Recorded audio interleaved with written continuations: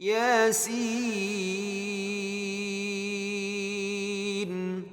والقرآن Assalamualaikum warahmatullahi wabarakatuh. Alhamdulillah wassalatu wassalamu ala Rasulillah. Innal hamdalillah nahmaduhu wa nasta'inuhu wa nastahdihi wa nastaghfiruh wa natubu ilayhi wa natawakkalu alayhi wa na'udzu billahi min shururi anfusina wa sayyiati a'malina. May yahdihillahu fala mudilla lahu wa may yudlil fala hadiya lahu. Allahumma salli wa sallim wa barik ala Muhammad wa ala ali Muhammad kama sallaita wa sallamta wa barakta ala Ibrahim wa ala ali Ibrahim fil alamin innaka Hamidum Majid. Amma ba'd. Kita masih lagi bincangkan ayat-ayat ke-13 hingga ke-17 dari surah Yasin, iaitu firman Allah SWT, A'udzu billahi minasyaitonir rajim. Wadrib lahum mathalan ashabal qaryati idh ja'aha al-mursalun idh arsalna ilayhim ithnain fakadzabuhuma فعززنا بثالث فقالوا إنا إليكم مرسلون قالوا ما أنتم إلا بشر مثلنا وما أنزل الرحمن من شيء إن أنتم إلا تكذبون قالوا ربنا يعلم إنا إليكم لمرسلون وما علينا إلا البلاغ المبين. صدق الله العظيم. Sekarang apa yang berlaku kepada Habib An-Najjar? Allah SWT tidak menceritakan lanjut perkara itu, dan ini merupakan uslub Al-Quran yang telah saya huraikan kepada tuan-tuan. Ini namanya ijaz. Maknanya ada perkara yang Allah SWT tidak nyatakan, tapi kita orang beriman yang baca Al-Quran dan minta kepada Allah supaya Allah beri ilmu kepada kita seperti doa Nabi, Allahumma anfa'ni ma'allamtani wa'allimni ma yanfa'uni wa zidni ilman. Ya Allah, beri aku ilmu manfaat, ajar aku apa yang aku tidak tahu. Nescaya kalau kita baca ayat ni, kita akan lihat di sebalik yang tersirat ini ada tersurat, iaitu peristiwa tentang Habib An-Najjar ini yang sampai kepada kita dalam riwayat yang banyak. Contohnya dalam Ad-Durrul Mansur, bahawa Habib An-Najjar ini, beliau selepas bertemu dengan dua orang Nabi dan dengan ataupun dua orang utusan Nabi ini, sama ada dengan mukjizat ataupun karamah yang ada pada mereka, maka sembuhlah Habib ataupun anak lelakinya dari penyakit yang dialami itu. Jadi dua orang Nabi ini meneruskan kerja dakwah mereka, iaitu berdakwah kepada tempat tersebut. Dan dapat kita lihat dalam ayat yang telah dibacakan ini, idh arsalna ilaihim ithnain fakadzabuhuma fa'azzazna bithalith faqalu inna ilaikum mursalun. Jadi mereka datang untuk mengajak tempat ini beriman kepada Allah Subhanahu wa taala, tapi mereka menolak, mereka mendustakan kedua-duanya. Kami kuatkan dengan utusan yang ketiga, kami dokong keduanya dengan datangnya Nabi yang ketiga ataupun utusan yang ketiga. Itu sebab kita dapat lihat dari sudut bahasa Arab seperti yang telah saya terangkan dari sudut bahasa ini, irja'ahal mursalun, kemudian inna ilaikum mursalun, kemudian inna ilaikum la mursalun. Ada beza gaya bahasa ini, tuan-tuan. Yang pertama bersifat khabari, yang kedua bersifat penjelasan, dan yang ketiga ada bentuk ingkari dekat situ. Jadi datang inna ilaikum la mursalun, ini menunjukkan sungguhnya kami dengan sebenar-benarnya diutuskan oleh Allah kepada kamu. Dalam tafsir Ad-Durrul Mansur mengatakan bahawa akhraja Ibn Abi Shaybah wa Ibn Munzir an Ka'ab an Ibn Abbas radhiyallahu anhum wa ardahum ajma'in, bahawa yang Allah menyatakan dalam Quran tentang Ashabul Ras wa Thamud, ini adalah golongan yang telah pun menggali parit, artinya untuk menyalakan api dalamnya, kemudian membakar, membunuh nabi-nabi yang diutuskan ini bersama dengan orang beriman. Wa kana Allah Ta'ala idza jama'a li 'abdihi an-nubuwah wa risala mana'ahu minan nas. Kata al-Imam As-Suyuti dan Al-Mansur, apabila seseorang itu diangkat oleh Allah menjadi nabi dan juga rasul dalam satu masa, maka nabi yang berpangkat rasul, dia tidak akan mati di tangan manusia, dia tidak akan dibunuh oleh siapa manusia, dia tidak akan dapat diapa-apakan oleh manusia. Tetapi wa kanatil anbiya'u tuqtalu, tetapi kalau nabi-nabi, mereka memang ada risiko, ada potensi untuk dibunuh oleh pengikutnya. Allahu Akbar. Rupa-rupanya ada beza, tuan-tuan, dari sudut pangkat nabi dan juga rasul. Rasul lebih tinggi daripada nabi, bukan? Nabi kita Muhammad sallallahu alaihi wasallam, ketika turunnya surah Iqra al-Alaq itu, baginda secara rasmi dilantik menjadi Nabi Allah. Kemudian datang surat Muzammil, maka baginda secara automatik dinaikkan pangkat menjadi Rasulullah. Rasul lebih tinggi daripada Nabi. Apabila seorang itu menjadi Rasulullah, dia tidak akan boleh diapa-apakan oleh manusia langsung. Seperti Nabi Ibrahim sebagai contohnya. Nabi Ibrahim adalah seorang Rasulullah. Tetapi kalau seorang itu pangkat Nabi, ada risiko untuk dibunuh oleh manusia seperti berlaku pada Nabi Zakaria contohnya. Allahu Akbar, Masya Allah. Rupa-rupanya dalam tafsir Durrul Mansur memberi jawapan kepada kita tentang perkara ini. Maka bila falamma sami'a bidzalika rajulun min aqsal Madinah wa ma yuradu birrusul aqbala yas'a liyudrikahum fayushhiduhum ala imanihi fa aqbala ala qaumihi faqala ya qaumi ittabi'ul mursalin. Sekarang kita dapat lihat dua orang utusan ini ditolak, maka datang yang ketiga tetap juga ditolak, dan satu keburukan nak menimpa mereka. Maka bersegeralah Habib An-Najjar yang telah beriman yang saya ceritakan pada kuliah yang lalu, datang untuk membantu menyelamatkan keadaan. Apa tugasnya? Untuk menyeru penduduk setempat beriman dengan tiga orang Nabi ini. Hei, kamu sekalian, jangan main-main. Ini memang benar Rasulullah lah. Ini benar-benar utusan Allah lah. Ini benar-benar tanggungjawab kita lah beriman kepadanya. Jangan sampai besok kita ditimpa hukuman oleh Allah Subhanahu Wa Taala. Ini Habib yang tidak terpandang. Ini saya dah cerita kepada tuan-tuan, setengah kitab tafsir menceritakan keadaan fizikalnya. Seorang yang rendah, yang tidak terpandang, miskin keadaannya.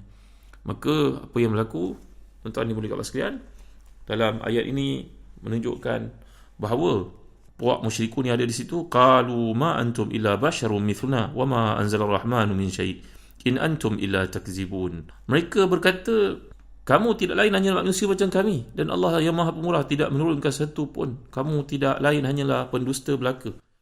Nampaknya digunakan sekali lagi perkataan Ar-Rahman, dan ini berbeza dalam ayat yang lalu yang telah kita bincangkan pada bahagian yang awal dahulu tentang seruan Nabi SAW kepada kaum musyrikin dalam ayat ke-11. Kalau kita ulang semula, kita akan lihat dalam surah Yasin ini berulang perkataan Ar-Rahman sebanyak 4 kali. Bila Allah menyatakan innama tunziru man ittaba'a dzikra wa khasyiya ar-rahmana bil ghaib.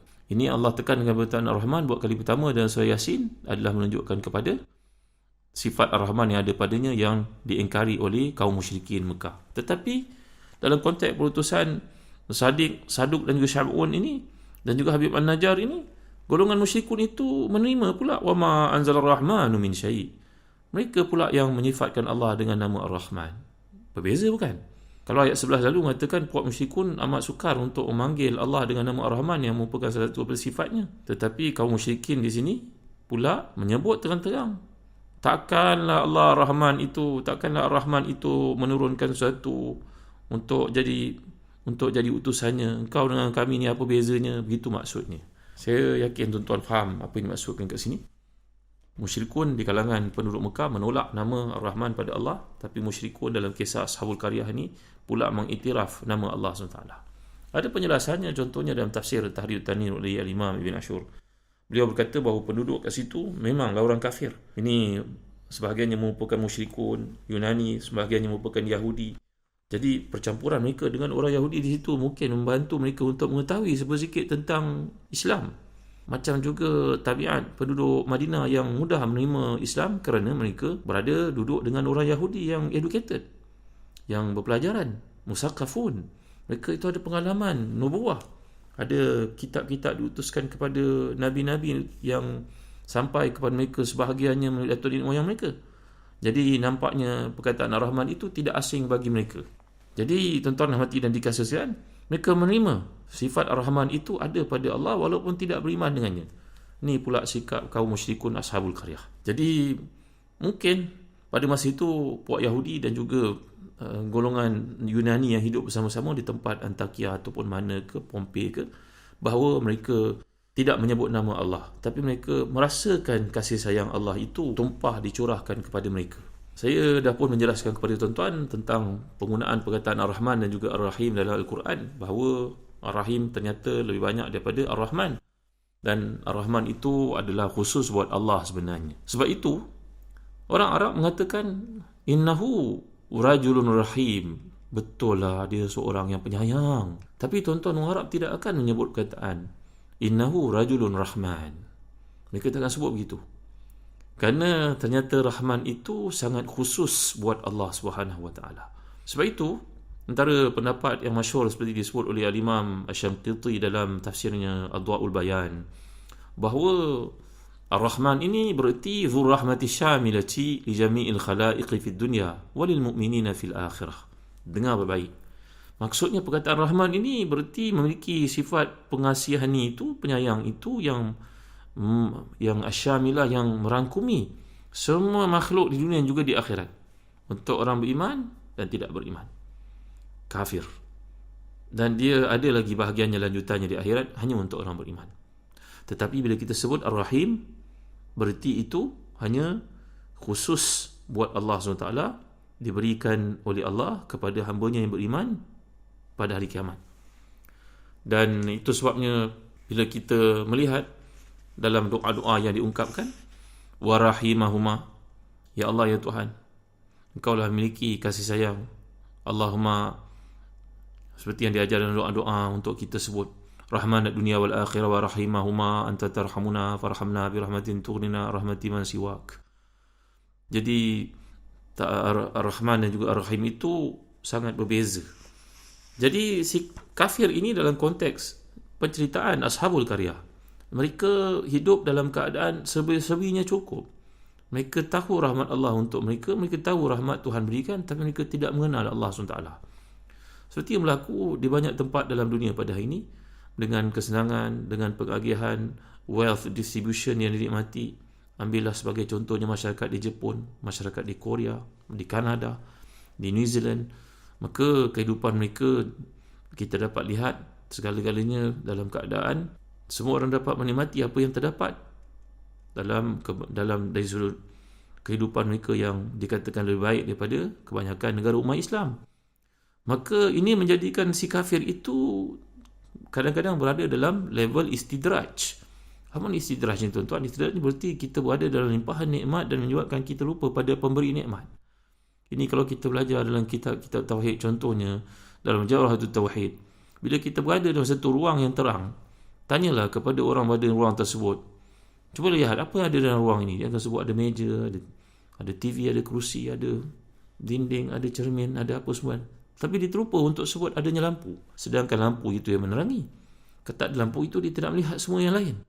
Maka inilah yang dimaksudkan dalam konteks Ar-Rahman, penggunaannya yang kedua dalam ayat yang sedang kita bincangkan ini. Maka si kafir ini menolak Allah Subhanahu Wa Taala, menolak beriman kepadanya, walaupun mereka tahu yang dimaksudkan itu memiliki sifat Rahman yang telah mencurahkan kepada mereka berbagai-bagai nikmat yang menyebabkan mereka hidup, mereka dapat nikmati itu. Sungguh-sungguh rahmati dan dikasih sayang. Jadi Ar-Rahman ini adalah untuk menunjukkan bahawa Allah Subhanahu Wa Taala ini memberikan kepada mereka berbagai bentuk kelebihan, bagi pada mereka bumi yang subur, kehidupan yang serba-serbinya cukup dari sudut kehidupannya, pasangan hidupnya, anak-anaknya, pemberiannya, kemewahannya. Allah melimpahkan berbagai bentuk itu supaya manusia itu makin dekat dengannya. Tetapi mereka menolak untuk dekat dengan Allah SWT, iaitulah bila diutuskan Nabi ini, mereka mengatakan in antum illa takzibun. Merujuk kepada, kalau kita belajar bahasa Arab, ini merupakan fi'il mudhari'. Ini kata kerja masa kini. Jadi para penerhaka itu tidak menilai utusan-utusan Allah kepada mereka sebagai kazibun. Tengok kan? Inna ilaikum mursalun. Ini bahasa Arab dipanggil sebagai isim. Kalau mursalun, dia merujuk pada isim maf'ul. Dia merujuk kepada sifat yang tetap dalam diri mereka. Tapi kalau sebut perkataan takzibun, tidak digunakan perkataan kazibun. Ini ada bezanya tuan-tuan. Isim fa'il ataupun isim maf'ul, ia berbeza dari fi'il mudhari'. Maka mengapa Allah menggunakan di sini bahawa golongan kafir itu menyebut perkataan takzibun? Mereka tidak menyatakan perkataan kazibun.